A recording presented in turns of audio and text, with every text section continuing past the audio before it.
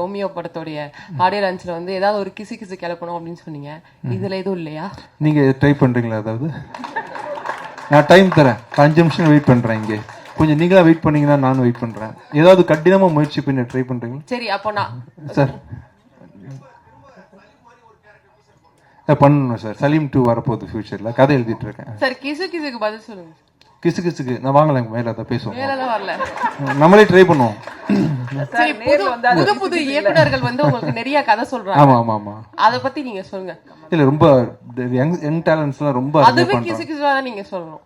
அது எப்படி நிறைய பேர் வந்து பாப்பா உங்க பேர் என்ன பாப்பா? இல்ல திறமையான இயக்குநர்கள் வராங்க. முன்னாடிலாம் பாத்தீங்கன்னா ஃபிலிம் ரோல் இருந்தா தான் படம் எடுத்து பார்க்க முடியும், ரொம்ப கஷ்டம். இப்போ பாத்தீங்கன்னா வெறும் ஃபோன்லயே வந்து நம்ம வீட்டில் ஷூட் பண்ணிக்கலாம், ஃப்ரீ சாஃப்ட்வேர்ஸ் எடிட் பண்ணிக்கலான்ற மாதிரி இப்போ வந்து படம் பண்ற ஃபில்ம் மேக்கர்ஸ் எல்லாமே வேற லெவல்ல பண்ண ஆரம்பிச்சிட்டாங்கன்ற பெரிய growth இருக்கு. இதை நீங்க கிசு கிசுன்னு வேற எழுதிக்கங்க. Yes sir, S. மறுபடியும் அதாவது டைரக்டரா இருந்து நடிகராயிட்டீங்க இல்லையா? இப்போ மறுபடியும் வந்து நீங்க டைரக்ஷன் பண்ணணும், நாம சேர்ந்து பண்ணணும்ட்டு விஜய் ஆண்டனி சார் சொல்லிட்டாரு. இப்போ நீங்க மறுபடியும் டைரக்ஷன் பண்ண வந்தா அவருக்கு என்ன மாதிரி கதை வச்சிருக்கீங்க, என்ன மாதிரி கேரக்டர்கள் கொடுப்பீங்க? இப்போதான் முதல் முறையாக அவர் என்கிட்ட நானும் ரொம்ப பழகல, கொஞ்சம் கடந்த ஒரு 3 வருடமாகவே நானும் விஜய் ஆண்டனியும் கொஞ்சம் நெருங்கி தான் பழகிட்டு இருக்கோம்.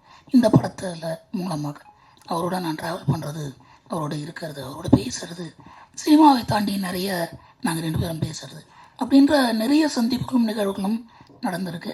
இதனோட கலெக்டிவாக, அதாவது வந்து ஒரு ஹீரோவா, ஒரு மியூசிக் டைரக்டரா, ஒரு ப்ரொடியூசரா, ஒரு சக மனிதனா, ஒரு வெற்றி தோல்விகளை சந்தித்த ஒரு போராளியா, இது எல்லாம் சார்ந்துமே அவரோட எனக்கு ஒரு குறிப்பிட்ட காலம் அவரோட நான் கடந்திருக்கேன். இதனோட பிரதிபலிப்பாக அந்த கதை இருக்கும்.